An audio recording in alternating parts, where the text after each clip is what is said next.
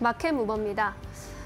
윤석열 대통령에 대한 탄핵안이 가결된 가운데 그동안 윤 대통령이 공들여왔던 원자력 발전 사업과 방위 산업이 표류할 위기에 처했습니다.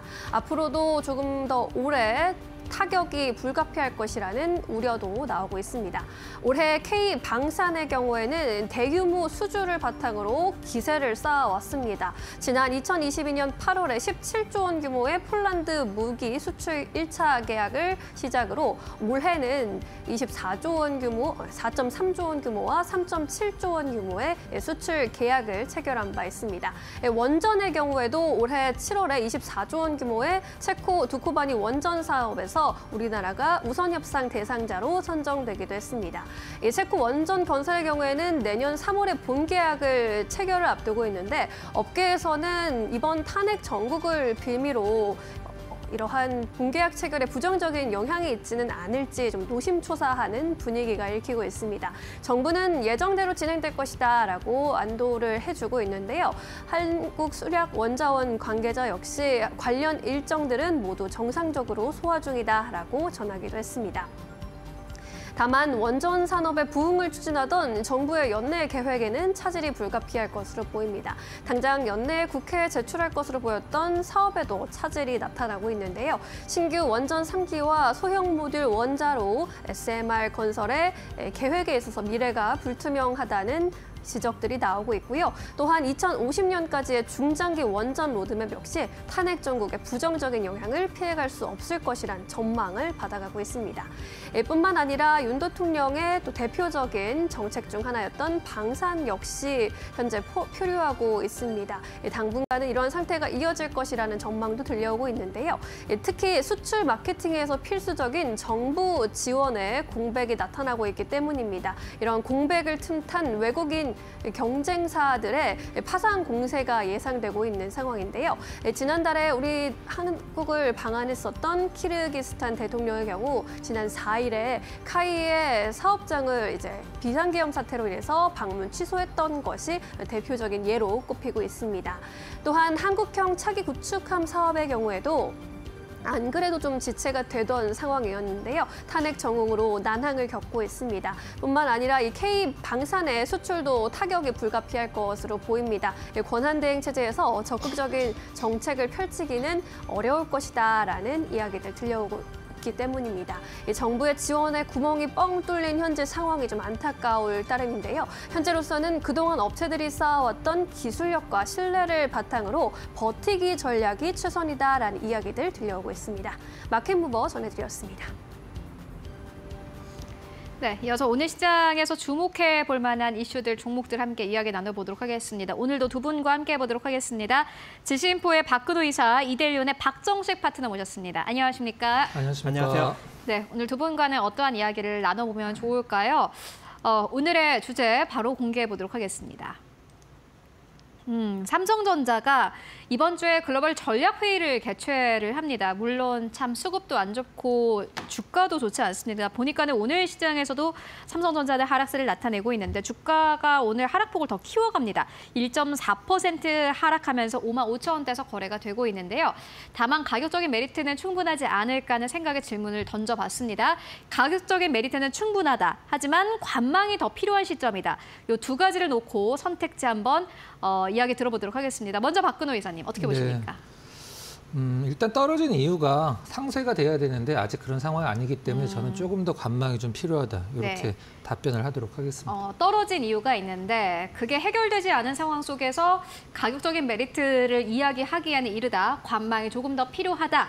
라는 의견 전해주셨고요. 그렇다면 박정식 파트너님께서는요? 저는 가격적인 메리트는 있다라고 골라보았습니다. 네, 가격적인 메리트는 충분하다. 요걸 더 크게 보시는 것 같습니다. 그러면은 각자 이야기 듣고 가도록 하겠습니다. 먼저 박근호 이사님 어떻게 보십니까? 네, 이제 삼성 글로벌 전략회의 이게 뭔가 좀 대단한 걸 해결하기 위해서 나온 게 아니라 매년 6월달, 12월달에 정기적으로 하는 반기 회의예요. 이 부분은 뭐 특별한 의미를 좀 부여하기는 좀 약간 힘들다라고 생각을 하고 있고. 일단 삼성전자를 보는 뷰가 저는 좀 바뀌어야 된다라고 생각을 하고 있는데 제가 계속 강조하는 부분인데 과거에 삼성전자를 시장에서 보는 뷰가 반도체 경기를 걱정했지 삼성전자 자체를 걱정한 적은 사실 별로 없거든요. 근데 지금은 반도체 경기와 더불어서 삼성전자 자체를 이제 걱정하는 그런 시장의 비유가 가장 좀 문제라고 생각을 하고 있고요.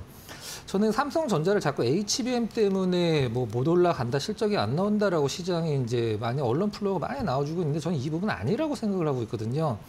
하이닉스 예를 들면 사실 삼성전자가 엔비디아에 지금 못 들어가서 그렇지 HBM 자체만 전체 시장을 놓고 보면 사실 하이닉스 대비해서 딸리는 건 사실이지만 물량이 그렇게 적게 들어가는 아니거든요. 한 4대 6 정도, 4.5대 5.5 정도로 시장을 거의 양분하고 보고 있는데 중요한 건 이제 엔비디아인데 삼성전자가 과연 엔비디아 퀄을 통과를 한다라고 해서 삼성전자 실적이 좋아지느냐? 그건 아니죠. 이제 엔비디아가 바라는 건 거의 하이닉스의 솔밴더에서 이 삼성전자 하이닉스 두 개의 밴드를 놓고 경쟁을 시키려고 하는 건데 조금 더 디테일하게 들어간다라고 하면 하이닉스의 HBM3E 같은 경우는 지금 2년 동안 엔비디아에 풀 부킹이 돼 있는 상태이기 때문에 삼성전자가 엔비디아의 퀄을 통과를 하더라도 실질적으로 그 어떤 하이닉스의 물량을 어느 정도 침투를 할지 그것도 미지수고 400조 이상의 연간 그 매출액이 나오는 기업이 하이닉스가 올해 아마 HBM 10조 조금 더 나온 걸로 알고 있는데 거기서 어느 정도 침투율을 보여준다고 하더라도 저는 삼성전자의 주가나 실적에 도움이 된다라고 생각을 하고 있지는 않거든요. 또 가장 중요한 문제, 삼성전자는 지금 외국인들이 저는 뭐 종목을 파는 거일 수도 있긴 합니다만 한국 시장 비중 축소에 의해서 가장 피해를 보는 주식으로서 외국인들이 코스피 시장 전체에서 매수 전환, 그다음에 삼성전자에서 매도 마감하고 매수 전환, 요게 이제 전제되지 않는다라고 하면 사실 가격적인 메리트는 사실 어떻게 보면은 삼성전자 2018년도에 정말 실적 좋았을 때 60몇 조의 연간 실적 나왔을 때 가격이 딱 지금 가격이거든요. 그래서 이걸 뭐 어떻게 보면 가격적인 메리트가 있다라고 볼 수도 있긴 합니다만은 뭐 과거의 실적과 비교를 했을 때는 딱히 그런 것 같지 않고 이제 정리를 하면 외국인들의 순매수 전환을 보고 사도 늦지 않을 것 같다. 이렇게 정리하도록 하겠습니다. 네. 맞습니다. 삼성전자가 사실 이제 경쟁력 훼손이라는 어떠한 좀 노이즈가 나오고 있는 게 가장 안타까운 부분이 아닐까 싶은데요. 외국인 수급만 보고 좀 판단을 해보자면 아직도 삼성전자에 대해서 외국인 수급은 돌아오지 않았습니다. 보니까는 지난 금요일에 외국인의 보유율이 원래 그래도 51%대를 계속 유지해줬었는데 50.98%대까지 내려왔습니다. 이게 사실 어마어마한 또 수치이거든요. 지난 6월까지만 하더라도 외국인들이 삼성전자를 가지고 있었던 비율이 55%대였습니다. 이제 그만큼 좀 크게 내려온 상황이고 삼성전자 외국인 수급을 보고 그때 들어가도 늦지 않았다라는 의견 전해주셨습니다. 다만 또 박정식 파트너님의 의견은 다른 듯 보이는데 가격적인 메리트가 더 크다라고 보시는 이유가 있으실까요?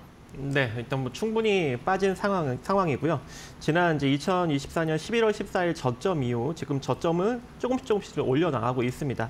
이번에 이제 12월 4일 날 저점도 조금 더 이제 올려가면서 옆으로 좀 횡보 추이를 보이고 있는 상황이고, 이제 그동안 좀 계속적으로 좀 부진을 일으켰던 이제 파운드리 쪽도 내년에 이제 2나노 공정에 이제 들어가면서 본격적으로 이제 TSMC랑 다시금 또 경쟁을 붙을 수 있는 그런 이제 시기가 열린 것으로 보여지고 있고요. 또 이제 HBM3까지도 이제 3까지는 SK 하이닉스에 좀 밀렸지만 내년 한 5, 6월 정도부터는 다시 이제 HBM4를 양산을 할 가능성이 지금 높아졌습니다. 왜냐하면 엔비디아 차세대 AI 칩 루빈을 내년 3분기로 이제 출시하겠다라고 이제 엔비디아가 밝히면서 HBM4를 더욱더 빨리 한 6개월 정도 지금 양산을 앞당겨야 되는 그 시기가 도래했기 때문에 HBM4부터는 이제 삼성전자가 어느 정도 좀 경쟁력을 또 확보할 수 있는 그런 가능성도 있지 않을까 또 이렇게 점쳐지고 있습니다. 뭐 아직까지는 이제 외국인이 지속적으로 좀 순매도를 보이고 있기 때문에 쉽사리 나아가지 못하고 있지만 아무래도 이제 내년 트럼프 정권 이제 2기 들어서는 이제 어느 정도 어떤 그런 정책적인 측면이 좀 밝혀진다면 이제 외국인이 다시 또 재차 유입할 수 있는 그런 가능성도 존재하거든요. 그리고 기술적으로도 대략 한 달 한 25일 정도, 한 26일, 영업일수로 한 25일, 26일 정도 되니까 한 내년 1월 정도, 1월 말까지 정도가 되겠죠. 한 1월 말 정도까지 한 5만 4천 원 정도 가격만 유지해 준다면 그때는 이제 본격적으로 서서히 이제 반등을 할 수 있는 그런 기술적인 여력도 현재 나오고 있습니다. 그래서 뭐 지금 가격은 나쁘지 않다고 저는 일단 보고 있고, 일단 뭐 매수를 한다면 5만 4천 원에서 5만 2천 원 사이로 여러분들이 모아가시는 것이 좀 좋을 것 같고, 그리고 이 가격만 한 내년 1월 정도까지만 잘 버텨준다면 그때부터는 서서히 반등 기조도 우리가 한번 생각을 해볼 수 있지 않을까, 그렇게 생각을 합니다. 그래서 본격적인 삼성전자의 상승력은 내년 2월부터 제가 개인적으로 생각을 하고 있기 때문에 여러분들도 그 정도 포지션 좀 맞춰가시면서 대응을 하신다면 좋은 결과를 만들어갈 수 있다고 저는 생각하고 있습니다.